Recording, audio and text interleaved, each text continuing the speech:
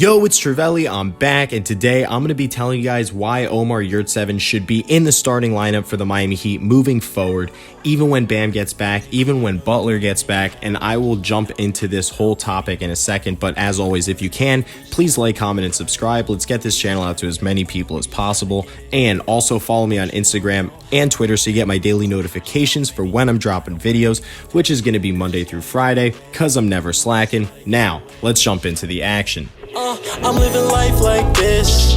Maybe give a little glimpse, maybe give a little glimpse. So, Omer Yurtseven being a starter in the Miami Heat, from once being an undrafted prospect free agent in 2020 NBA draft, I think the Miami Heat may have struck gold once again with one of these situations where the player development program for the Miami Heat is just so adept at bringing in guys that have not had experience in the NBA or success and then just completely shape-shifting their career. They've been doing this for the last 10 years, and I think they're going to continue doing it into the future. And Omer Yurtseven's a perfect example of this, and you could break this down into the categories here, which is what we're going to do. I think start with why he's so effective against bigger teams, especially if you keep him in the starting lineup and you have a player like Bam Adebayo coming back healthy. We'll get into that in a little bit in the starting lineup in the minutes, what I think would be a good combination. But I think that going against bigger teams like the Milwaukee Bucks in the East, or a Brooklyn Nets, or if the Lakers were to make it to the finals again, or the Suns dealing with players like Ayton,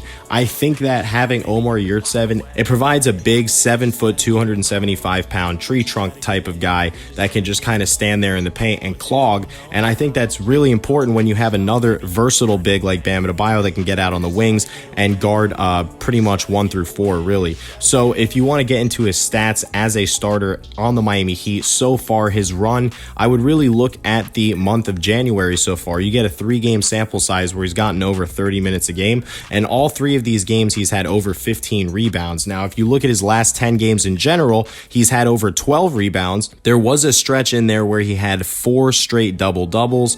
I think he needs to get a little bit better at blocks. He's only averaging 0.3 blocks in the month of January, but if he can get that together, overall, if you look at his stat lines, he's averaging almost 14 points a game and 16 rebounds a game. But if you go back to his summer league, I actually predicted this a long time ago. If you look at his summer league, he was one of the leading scorers in the summer league, and he was definitely able to shoot the 3 back then. So I think only with more experience and time, he's going to get better with the 3-point shot, and then you're really going to have a unicorn that's virtually unguardable. If he can knock down the 3 and the floater, then there's really nothing you can do to guard this guy.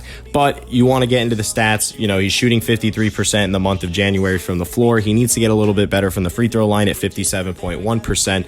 But overall, guys, I think that you get a sample size here as a starter. You're getting 14 points and 16 rebounds, and there was several games in this stretch. I'm talking 5+ games where he had over 5 offensive rebounds. So he's just a monster on both sides of the board, and that's why I think it's important to keep his minutes up.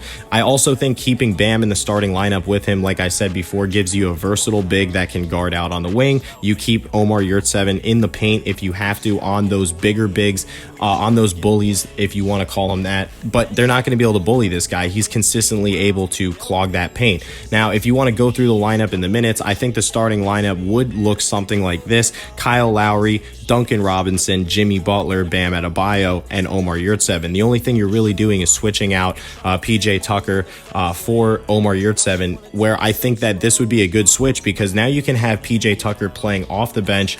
He's a little bit of an older player, so, you know, give him that rest going in, and he'll still be able to get 28 to 30 minutes a game. If he's not hitting his threes, then, you know, you still have him for that defensive effort, and he's not getting worn down throughout the game. I think you're going to have Kyle Lowry getting his 30 to 35 minutes. Duncan Robinson, if he's not hot, he can fade out, but, you know, he could get upwards of 35 minutes as well. I think PJ and Tyler Hero both get 30 minutes in this situation. Dedmon will get 20 to 25. So I think that if he was to get into the starting lineup, it makes the Miami Heat really hard to guard inside and out when you have the dribble penetration of Kyle Lowry, and you have 2 bigs that could be setting screens, one for outside wing players like Duncan Robinson, simultaneously running pick and roll with Kyle Lowry.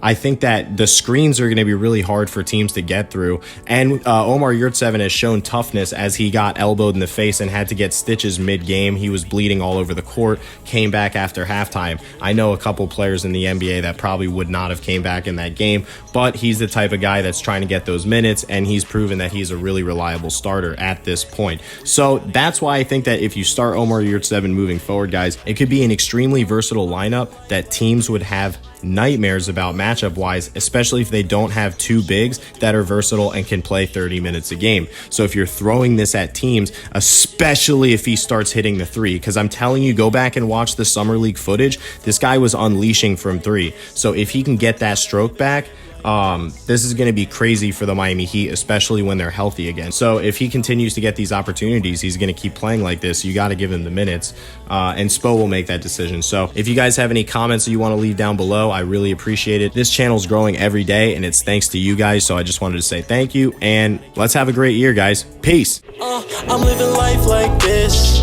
Maybe give a little glimpse, maybe give a little glimpse.